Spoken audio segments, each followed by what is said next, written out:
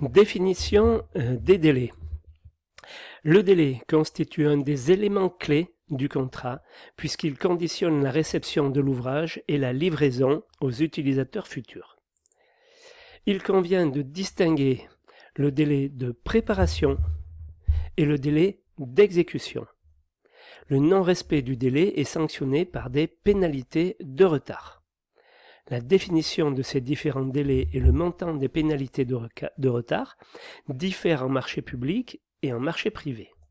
Donc en marché public. Cas du marché global passé en entreprise générale ou en groupement, le délai d'exécution du marché défini au CCAG de travaux comprend la période de préparation qui est fixée à 2 mois, notez bien 2 mois de préparation.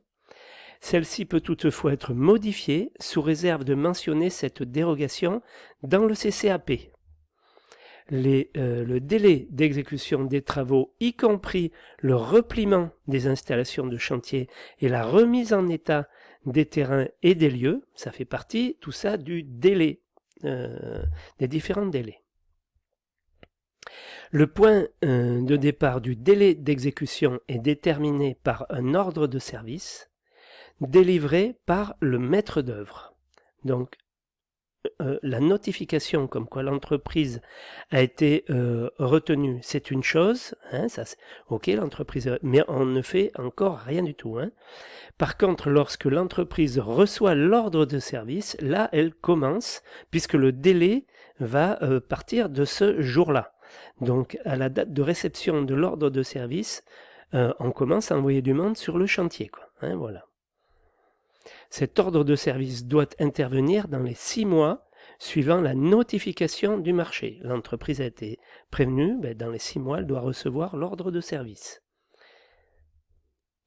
Le pouvoir adjudicateur doit notifier le marché à l'intérieur du délai de validité de l'offre. Les modalités de computation du délai sont précisées au CCAG Travaux. Alors, computation des délais. Une fois, tout ça, c'est des termes de droit. Hein. La computation des délais, c'est l'opération de calcul des délais. Ceux-ci peuvent être calculés en jours, en mois, en années, ou même d'heure à heure.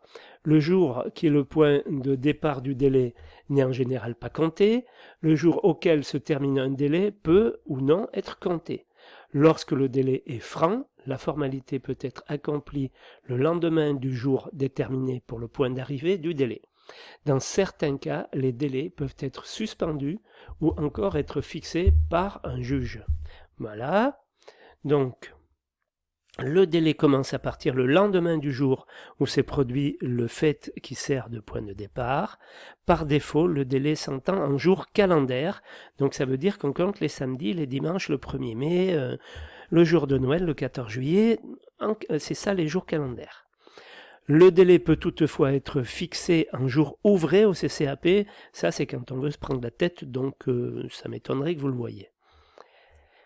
La prolongation du délai peut intervenir dans les termes de l'article 19.2 du CCAG Travaux, en cas de changement du montant des travaux ou d'une modification de l'importance de certaines natures d'ouvrages, substitution d'ouvrages différents aux ouvrages initialement prévus. Il est revenu sur sa décision, donc forcément le délai sera pas... Alors il est revenu sur sa décision, le client. Hein.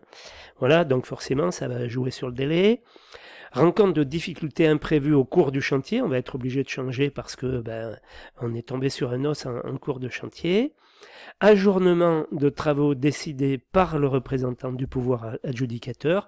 On ajourne les travaux parce que bien souvent c'est à cause de l'argent. Hein. Tout l'argent n'est pas arrivé ou des trucs comme ça.